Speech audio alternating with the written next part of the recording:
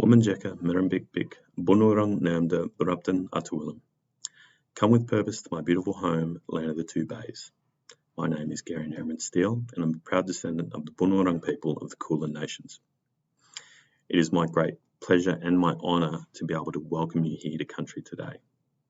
This is a tradition that has been practiced for thousands of generations. It has been passed down from one generation to the next generation to the next generation for over 1,000 times. And it's something that I'm very proud of to be able to do for you here today. I'd like to acknowledge those that came before me, so those people that have made it possible for me to be here and talk about the Welcome to Country, what it means, and some of our Wurrungi Bik. So I'd like to honour my mother, Nawit Carolyn Briggs, and my great-great-grandmother, Pabanada Louisa Briggs, for passing this knowledge on to me so that I can pass it on to you. The Welcome to Country is what we call Tandarum, and it's an invitation, a conditional invitation to country. And the condition is that you come with purpose. So identify what your purpose is. What is the reason that you're coming for here today?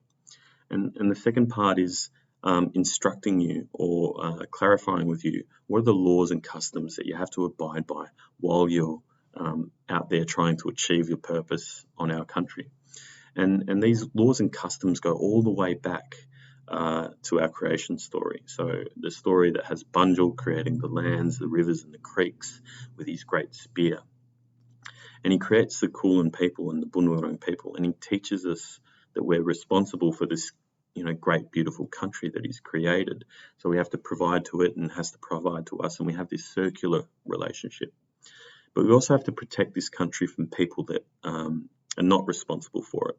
So we have to ask all visitors to keep two promises while they're on country.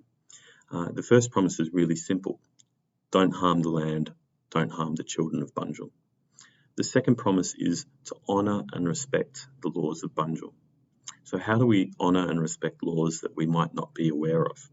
And suffice to say that I can only give you a high-level perspective of what those laws are, but by describing what the pillars are, that the foundations of those laws. So the first foundation, or the first pillar that I'd like to talk about, is this pillar of knowledge. What knowledge is? It's such an important thing to Indigenous communities.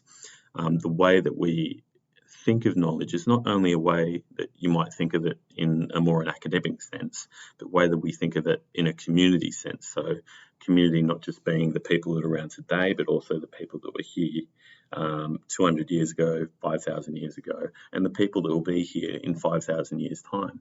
That is also a community. It's an intergenerational community.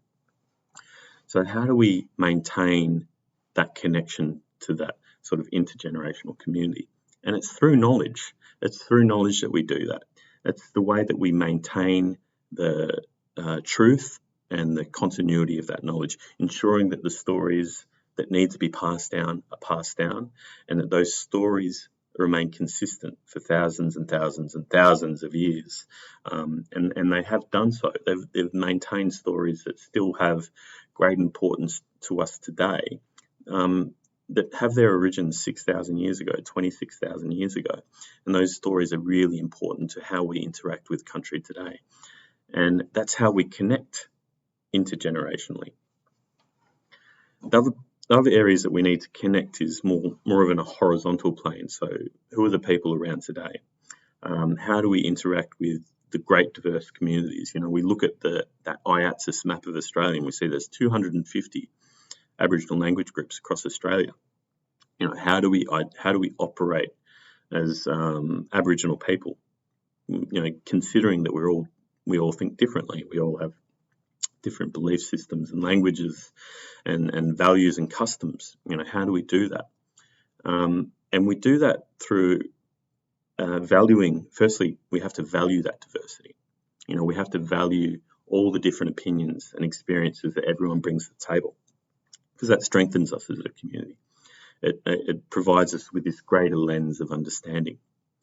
But we also have to harness that diversity by identifying the things that we have in common. What is it that brings us all together? What is it, the thing that we're trying to achieve? We call this pillar Jambana.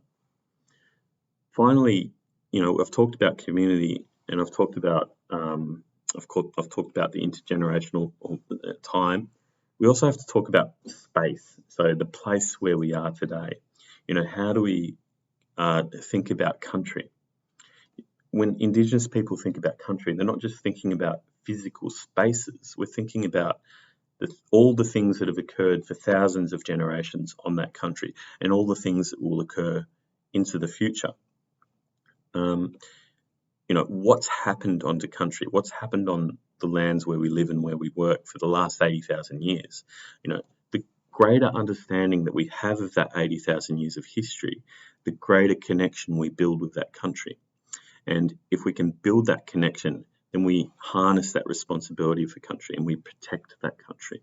So if we can honour those three foundational pillars of our Wurrungi Bik, I can say, in the words of my ancestors, once again, Womanjeka, Merembik Bik, Boon Wurrung Namda Barabdan Atuwillam. Thank you.